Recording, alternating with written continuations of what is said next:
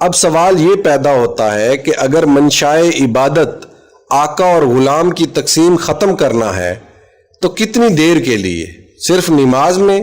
یہی عبادت کی اصل ہے اور یہی عبادت سے محرومی ہے کہ ہم صرف نماز میں بندہ و صاحب کی تقسیم ختم کرتے ہیں اور زندگی میں یہ فرق جاری رہتا ہے۔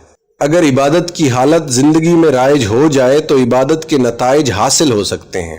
غزنوی اور ایاز کی تقسیم ختم کرنے کے لیے عبادت فرض کی گئی اور ہم نے محمود و ایاز کے درجے قائم رکھ کر عبادت ادا کی، اس لیے عبادت کی برکت زندگی میں شامل نہ ہو سکی۔ ایک آدمی آٹے میں ملاوٹ کرتا جا رہا ہے اور عبادت بھی کرتا جا رہا ہے، وہ نہ یہ کام چھوڑتا ہے نہ وہ، نتیجہ سامنے ہے۔ ایک انسان جھوٹا ہے اور سچا کلام سنایا جا رہا ہے، نتیجہ کیا ہوگا؟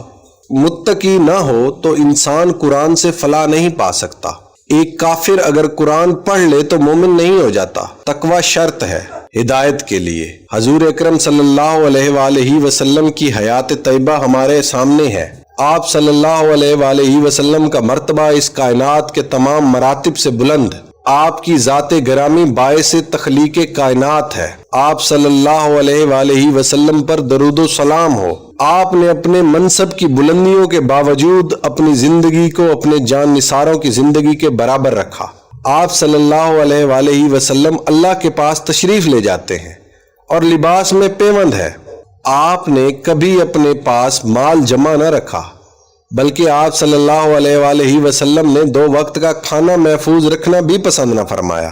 عبادت کی تاثیر حاصل کرنے کے لیے یہ ضروری ہے کہ عابدوں پر زندگی کی نوازشیں یکساں ہوں۔ اگر ناہموار معاشی، سماجی اور معاشرتی زندگیاں ایک جگہ یکساں عبادت کے عمل میں مصروف رہیں اور سالہ سال رہیں تو بھی نتیجہ یکساں نہیں نکلے گا، بلکہ کچھ نتیجہ نہ نکلے گا۔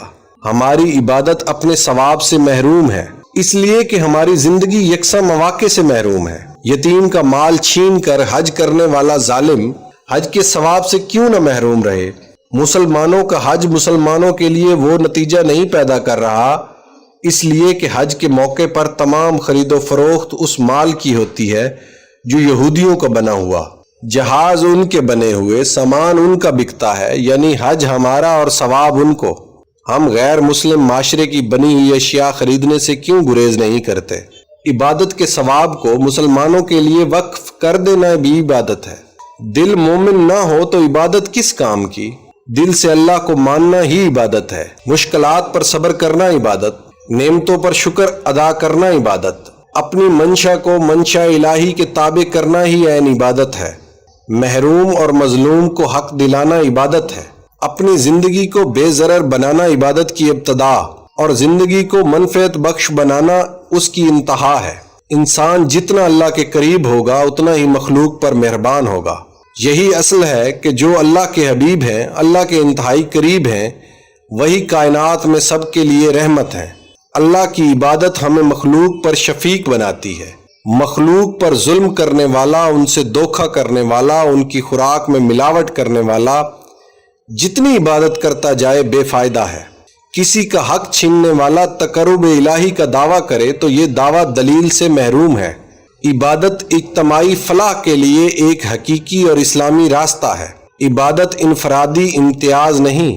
کشتی کنارے لگی تو سبھی کنارے لگیں گے، ورنہ سب کے لیے مشکل ہے۔